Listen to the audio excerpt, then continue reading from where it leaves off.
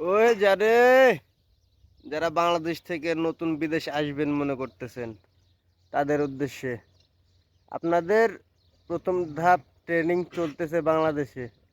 এই যে 40, 42, 44 ডিগ্রি তাপমাত্রা, এইটা আপনাদের প্রথম ধাপ।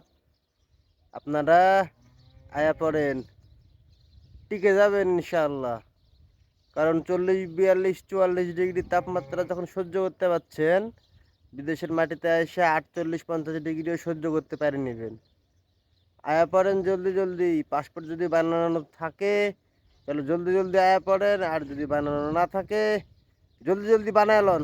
বানায় লইয়া ভিসা লাগাইয়া তাড়াতাড়ি চলে আয়া পড়েন। সৌদি আরব, দুবাই, ওমান, কাতার, যার যে রাষ্ট্রে মনে চাই টিকে যাবেন, চিন্তা করিয়েন না। কারণ আপনাদের প্রথম ট্রেনিং শেষ হচ্ছে বাংলাদেশে।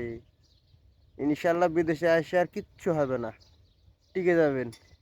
যে নেক্সট ধাপগুলা সেগুলো পার করে ফেলবেন অটোমেটিক। কারণ বিদেশে তো বেশি কষ্ট এই গরমটাই, সেটা তো আপনার বাংলাদেশি ট্রেনিং দিচ্ছেনই। সমস্যা নাই, আয়া পড়েন, যত জলদি জলদি হয়, দেরি করিয়েন না।